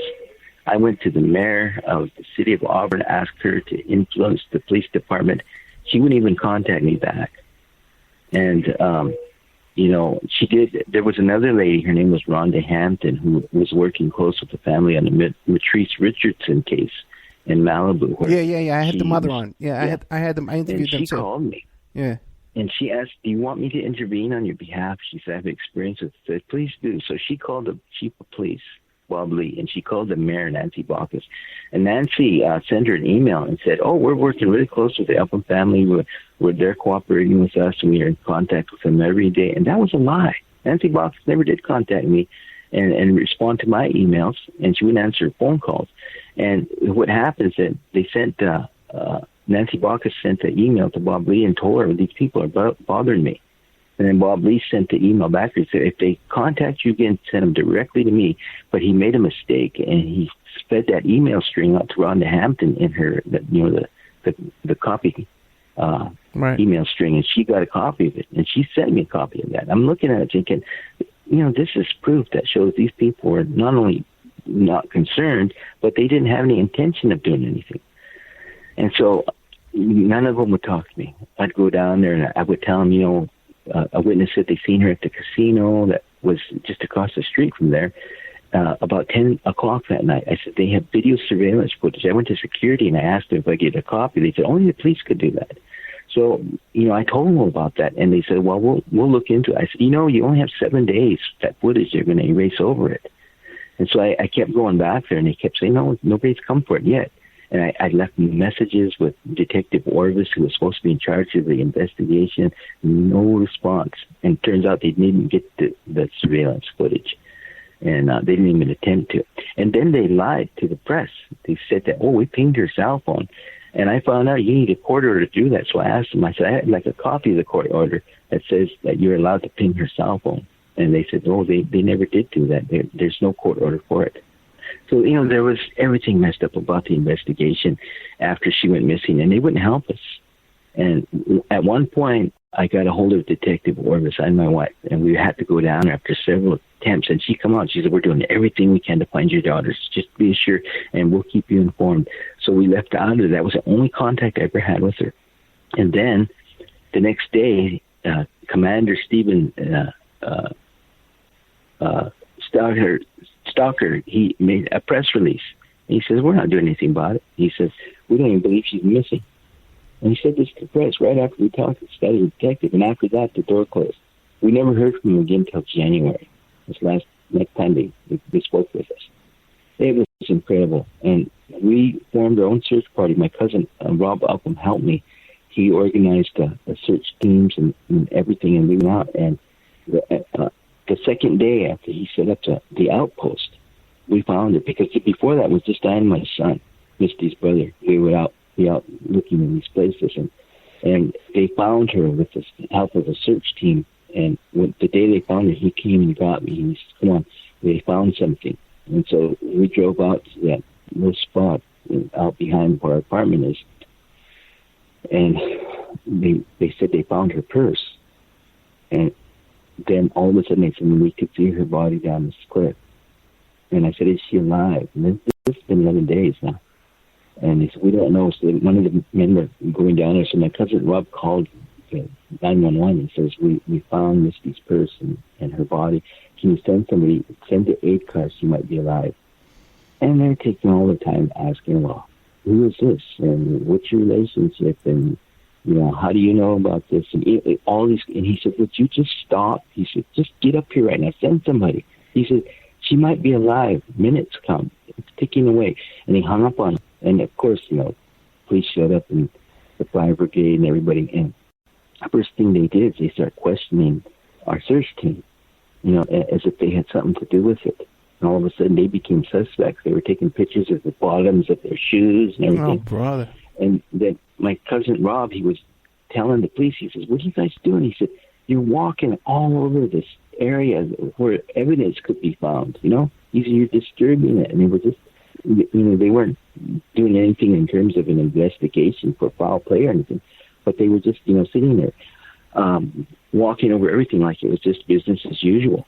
And then they actually had the gall to take the credit to say, "We found her." Oh, it was just, I was so incensed by that comment and their position. They didn't do anything to find her. And then after, witnesses came forward and said, "Well, Misty, when she was out back towards that wooded area, she was walking by a house. They were having a house party.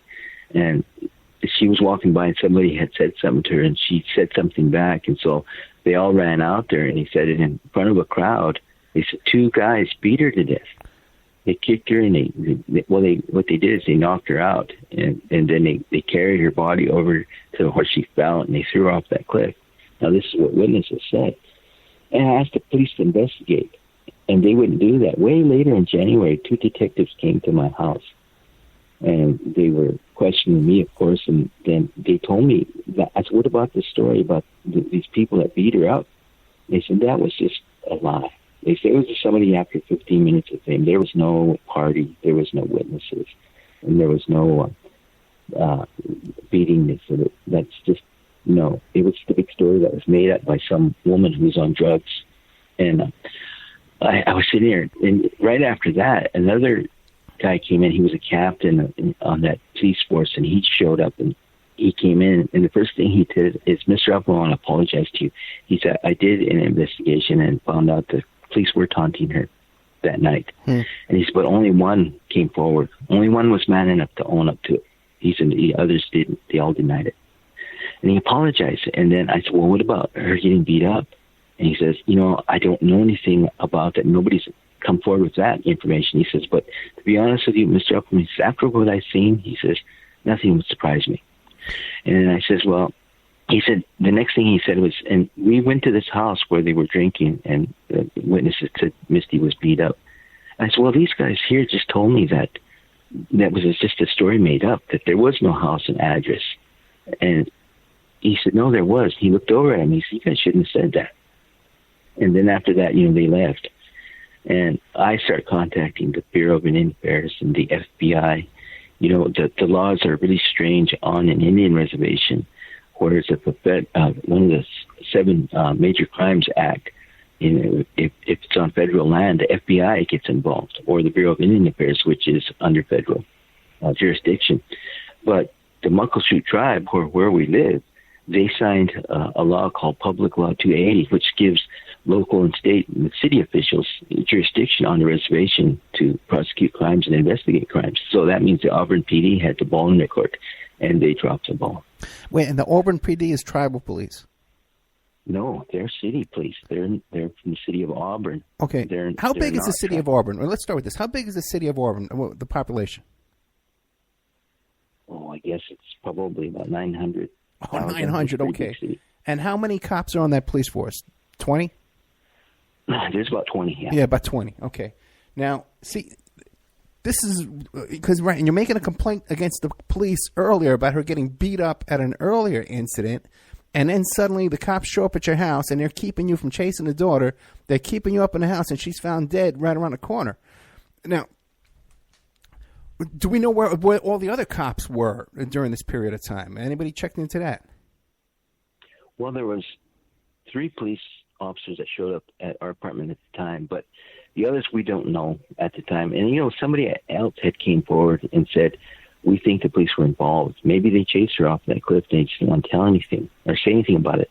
Later on, this Stephen Stalker, who was a commander, in that criminal division, he had made a comment that seemed really strange in the media. And they were asking, well, why didn't you guys search for her when she was missing? And he said, well, why would we search for a dead person?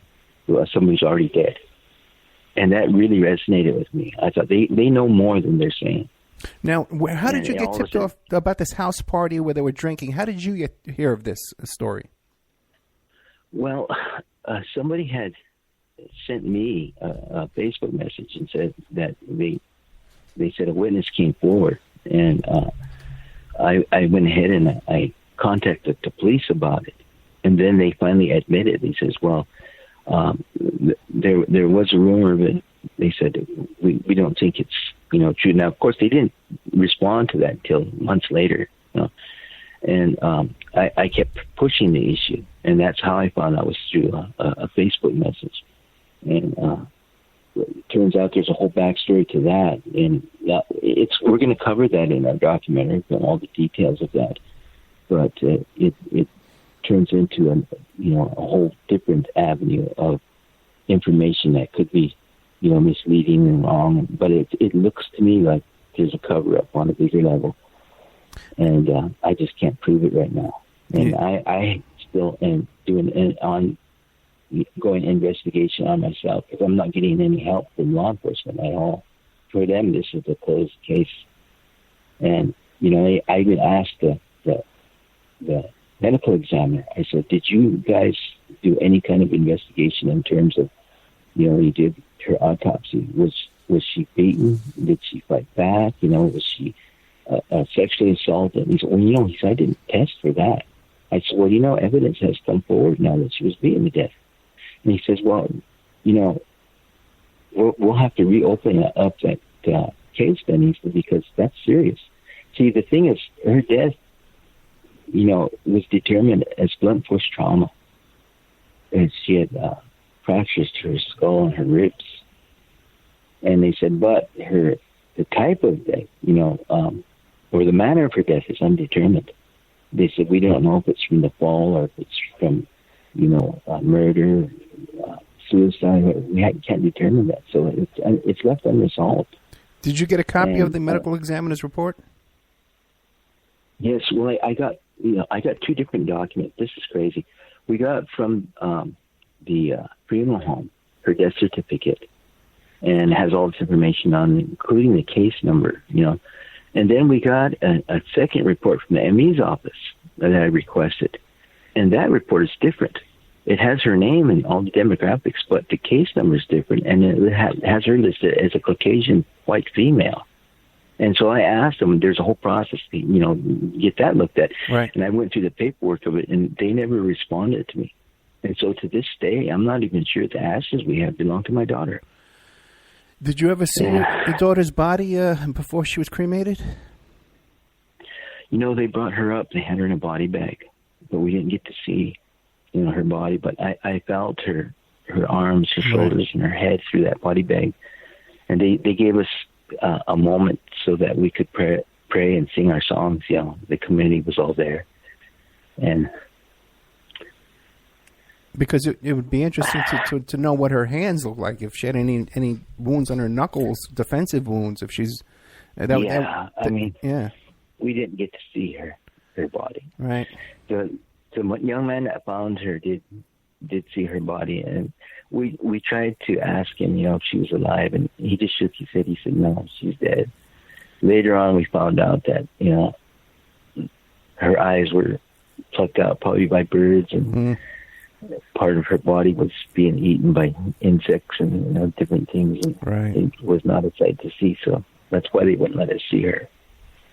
But it was her, and the body we found was her, and her clothes, everything matched, and then they took her after that, and they said we were going to have to do the cremation, and so that's what they did, and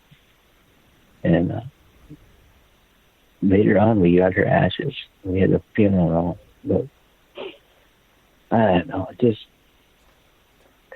with the film, I could tell her true story. The media had so many stories, our friends around us kept calling and emailing us saying, what really happened? I said, well, there's a lot that needs to be revealed yet.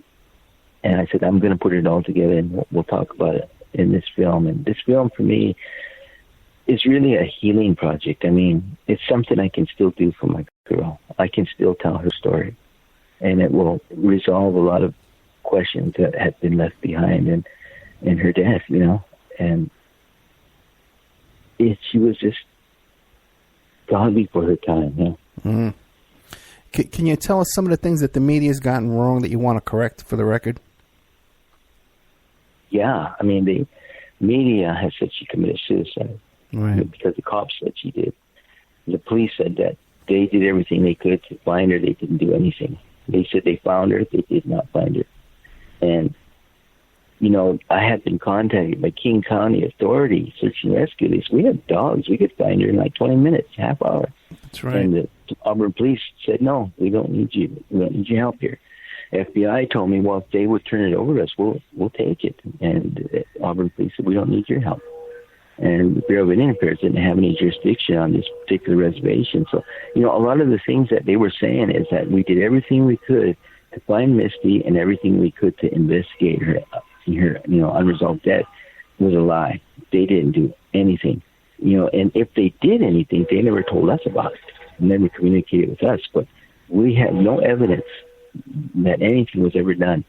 And they would say one thing to the media, they would say another thing to us. And this is some of the stuff that, a lot of people that read those reports that were online media and news, and it was just confusing. Nobody knew what story to follow. And I mean, it's just crazy. I mean, even recently with this thing about the Golden Globes, I mean, we've got online news sources that are coming out, and they're spinning their own stories. They were saying, oh, Misty was killed by Harvey Weinstein because she had DNA evidence against him, and Weinstein didn't even know about the DNA evidence. I didn't say anything about it until October 15th in my Facebook post, so he, I don't think it was, with the way they're spinning it, And I don't know, how do they come up with these stories, It's just, yeah, right. There was a story that she was about to expose, the whole Weinstein organization, right? So that's totally false. Yeah, totally false. That's the last thing was on her mind, because she was so traumatized and really abused by the medical system with all these drugs and withdrawals. Hey. It's not good. What a horrific story. What a horrific story. It's so senseless, so pointless, so unnecessary from start to finish. I mean, I always say it, I say, Misty's death was a tragedy, but the real tragedy is that it could have been avoided on so many levels. Yeah. If the healthcare system had, been doing their job, if the law enforcement had done their job, I mean, it wouldn't have ended this way. She'd probably be back down in Hollywood by now, doing the next films, Quentin Tarantino told her, he says, because your scenes were cut in Django Unchained, he says, I'm going to write your role in for the next movie, The Hateful Eight. But she didn't live, to make that movie. And as a tribute to her, they left that scene in Hateful Eight, Minnie's Haberdashery. And that whole scene that was there at that house, that Misty was supposed to play that role. So that was a tribute to her by Quentin Tarantino. Mr. Upham, I can't thank you enough for sharing your story. And we're going to be looking out for this 11 days. GoFundMe, 11 days. I'm going to have the link up for you. Before we go, is there anything you want to leave us with? Well, one of the things that I wanted to say was, Misty, she always had this positive outlook on life, and even she, as a rape survivor and all the trauma that she experienced, anxiety, she always wanted to, have a positive outlook in life. And she used to tell people, she said, I believe that in the end, our soul is going to be asked, what did you do for your fellow man? And she said, so what you need to do is, help without expectation, and do things, for other people. Think about them. And she says, live. She says, in love. And she said, create beauty.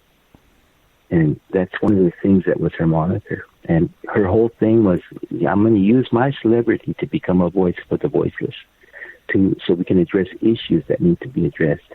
And that's how come she became a member of PETA organization. She became a member of the Alliance for Domestic Workers, and she was a part of the Caring Across Generations, and she was, it's another organization, and she was part of the Women of the World Foundation. And I mean, she was all these causes because she had a heart for the people, and she had an outlook that was always positive.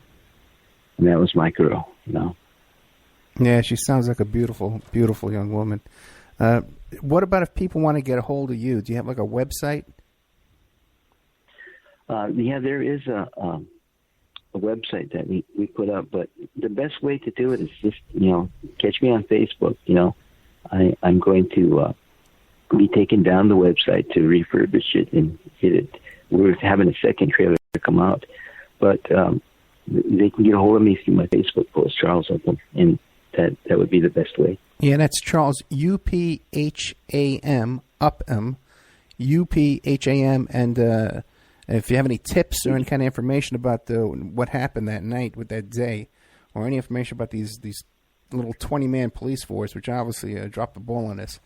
Mr. Upham, thank you so much. And if anything new comes up in this case that you want to promote, give me a call. I'll put you right on the air the same day, okay? If anything new information you need publicity for, or when the film comes out, you just let me know, okay? I appreciate it. Thank you so much. No, I thank you so much, okay? And God bless you, sir. Goodbye. Good night. Oh, my God. Okay, let's play a little commercial here, and we'll be back. It's 11 days is the GoFundMe, so check that out. I don't need to turn that off. I'm going to go over. And now a word from our sponsors. Archival Revival, the Christian Film Archive, is currently paying for vintage Christian films. They are dedicated to preserving and restoring classic Christian films and media. So if you have original prints, negatives, or other film elements of classic Christian films, or you have audio recording masters for classic Christian record albums, they want to buy them from you. So email archival.revival@gmail.com, and they're going to make you an offer. Archival Revival wants to preserve these classic Christian films so that they continue saving people for years. These films have brought people to salvation. They want to continue that.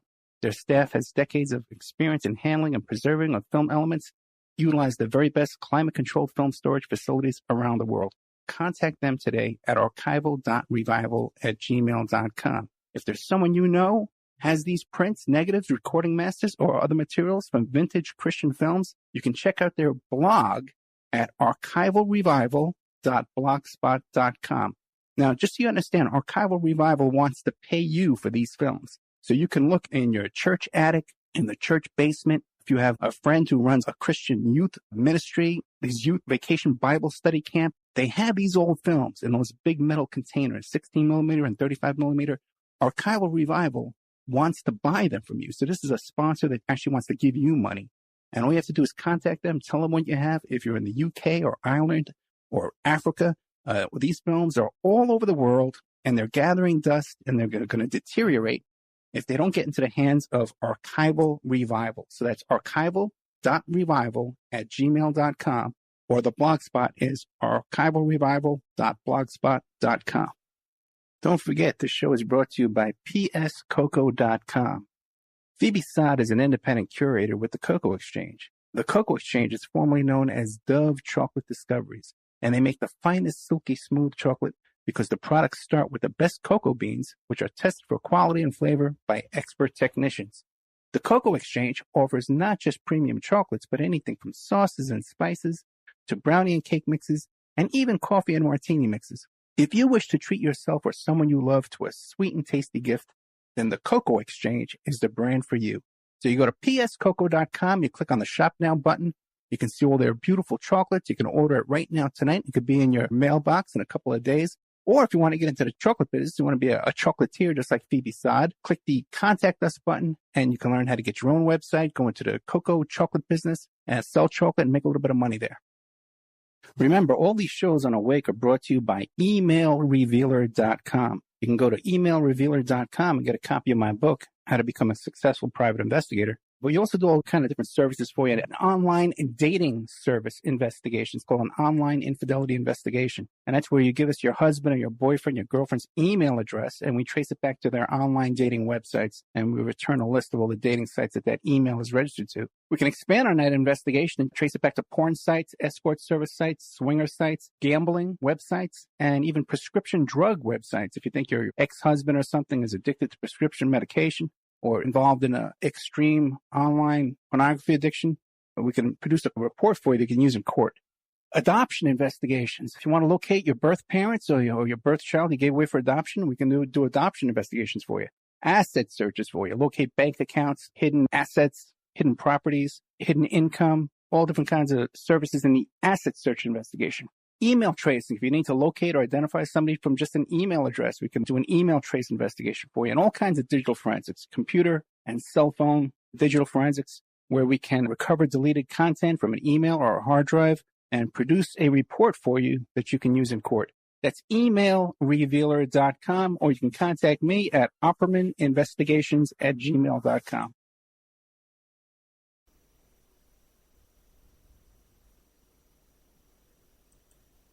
Okay, welcome back to the Opperman Report. I'm your host, Private Investigator Ed Opperman. We just spent almost 2 hours with Charles Upham, Upham. You could find him on Facebook. And his GoFundMe is called 11 Days. And it's about his daughter, Misty Upham. He's trying to put together a film for Misty Upham. A horrific story. This young actress raped at 12 years old. And, struggles with that, depression, anxiety, the medication, addiction, and then totally failed by the healthcare system. And then on top of that, totally failed by this 20-man police force in Auburn. I know exactly what went down with this case. Okay? These cops had a grudge against this kid. They had a grudge against his family, and they did everything they could to destroy him. And then everything was covered up after. It's just disgusting. And he's talking about that other one, Mitrice from Malibu. We covered that show too. Check out our archives. I think it was Mitrice Williams. Another bizarre cover-up story. Anyway, so Charles Upham, you can find him on Facebook and support his work, and check out his GoFundMe. It's going to be in the comments section too, and in the archives. I'll have it up all over the place. Coming up, we got a whole bunch of stuff coming up. I'm going to be taping shortly. I've been talking to her on the phone just about every day and emailing just about day with Judy Haim, who is the mother of Corey Haim. And we're going to get everything straight from the horse's mouth. You're hearing all this stuff about Corey Feldman and Charlie Sheen and this one and that one. And Dominic this and who's that. But we're going to have her on for a full 2 hours coming up.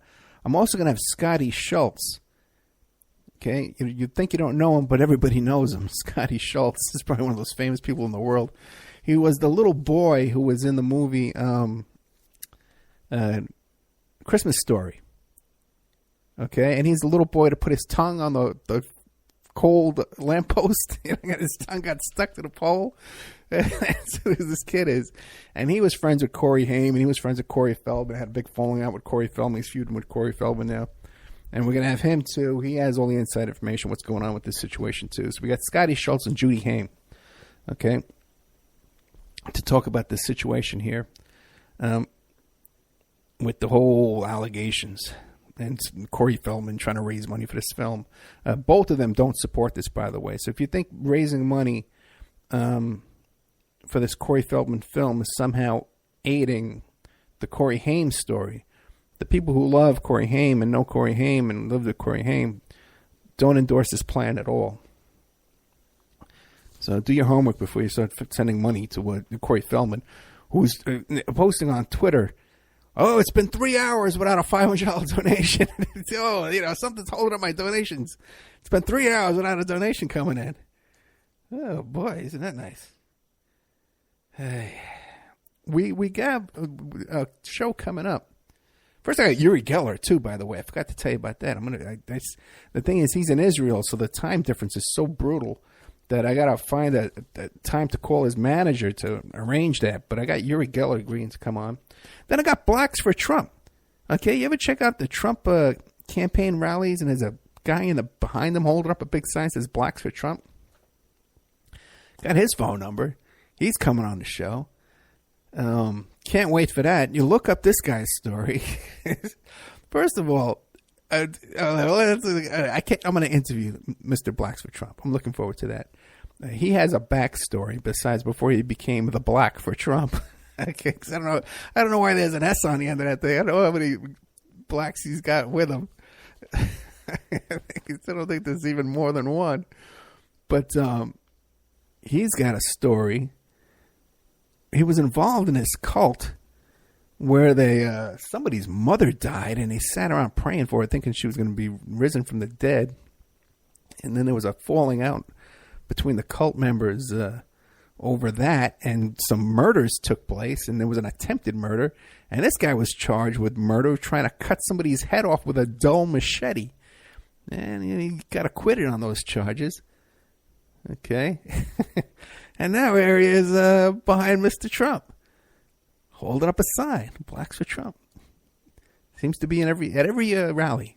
He's been down in Mar-a-Lago. He's photographed with the campaign managers. I don't know if he knows any Russians. Maybe this guy's Russian. Maybe he's a black Russian for Trump. He's a black Russian. We'll find out. Oh, my God. Hey, I'm heartbroken. Also got a show I'm taping. It might be going in the members section with Ira Peskowitz, who's the father of the girl, what do you call it? The girl, Cash Me Outside from the Dr. Phil show. Cash Me Outside. How about that? Danielle Bergoli. What a painful show that is, man. And listen to this young girl. I had to watch her, all her appearances on Dr. Phil. She's a little girl, little kid, child, being exploited first by Dr. Phil. Now being exploited by all these people with these filthy rap videos and kid using this filthy language. And that's the whole thing is just so discouraging. What a depressing show this is, the Upham Report. I got another, went to an event. Actually, I went on a date. I went on a date with this girl. She took me to this event called Zero Waste. The Journey to Zero Waste. And the woman who taught this class is going to be coming on the show. She's a vegan. And Zero Waste is a goal for people not to create any garbage that would be taken away and put in a landfill. And their goal is to avoid this. So they carry around their own mason jar. And when they're buying a drink, if you want to get a smoothie, rather than get a cup at the store, you can get a mason jar. You carry it with you. There are no straws. They don't like to use disposable plastic straws. I think there's 500 million disposable plastic straws go into the landfill or the ocean every day. It's a fascinating number. Just think, it makes sense. There's 300 million people in the United States, and all around the world, all these people are buying these straws. You know, you go to McDonald's, imagine how many straws. Anyway, and it's making a big mess out of the ocean, because a lot of this stuff people think is getting recycled. It's not. So I found the whole zero waste concept to be fascinating. And so, you know, an idea to explore with the listeners. So it's Jody Marie who's coming on to talk about that. She's a model, and she's an advocate for this zero waste. I'm making my own little effort to look into this too. I'm drinking. You know, a lot of people just met me through the show, but I do this thing called the Daniel fast, which is sort of like a vegan diet, but even without the milk, just fruits, nuts, and vegetables. You know, for 21 days. It's from the Bible. And so since completing that, my last Daniel fast was about 6 months. And since completing that, I've become a vegan myself. I'm vegan now. Although I'll have a little fish, a little sushi now and then. I like oysters too. I have some oysters now and then. But, you know, for now, this is what I'm doing. And so now, exploring this zero waste, you know, I've started drinking coffee again but I don't want to have a coffee pot in my house, because I quit coffee for the Daniel fast, so I'm doing away with that. But I like to have a little cup of coffee now. I go out and buy it, or my daughter sometimes she's 17 years old, she'll be moving out soon, going to college, so I want to spend some time with her. And so we've been going to coffee shops together, exploring different coffee shops in the Las Vegas area. So I've been buying like 1 cup of coffee a day. And then I says, you know what? This coffee cup has this plastic lid on it. And if I'm buying 1 cup a day, that's like 350 cups, lids a year. So I came up with this plan to, I go to this coffee shop called the Madhouse Coffee Shop on Eastern Avenue in Henderson, Nevada. Pop it in there every day. And I'm trying to get them to sell travel mugs so that people will like me, won't be creating this waste, this trash every day, these little plastic lids, 300 of them. So, you know, you get 10, 20 people to do this, to buy these cups, you know, and that's like 3,000, 6,000 lids, you know, in a year. So we have a lot of great stuff coming up. I want to encourage everybody again to support Charles Upham, Upham. Find him on Facebook and look up his GoFundMe called 11 Days, about his story, Misty Upham. What a tragic story. And it just goes to show the failure of our healthcare system and a failure of our police departments and social services, just helping people that are in crisis and in trouble. As a private investigator, I deal with people in crisis all the time. It's just that's why, I don't know, maybe it's why I take it so seriously, I take it so to heart. But a lot of more content in the Opperman Report members section. You go to oppermanreport.com, and you can see if you look up special archives, you can see all the shows we have in our members section. And by becoming a member there, that's what helps support the shows that you hear live for free on the air. Okay, and that's what supports us and keeps us going. Also, too, if you want to hear your ad played here, very, very inexpensive advertising rates here at the OppermanReport.com. And we've just added a new station called KYAH 550 AM in Utah on Saturday mornings. And just added it. And it went so well. The first episode went so well. They got so much response that they were added a second show. Now we have a second show on KYAH on Sunday evenings. So we got the Saturday mornings and Sunday evenings. You can find us on KYAH in Utah, and great advertising rates, very inexpensive. You'd be shocked.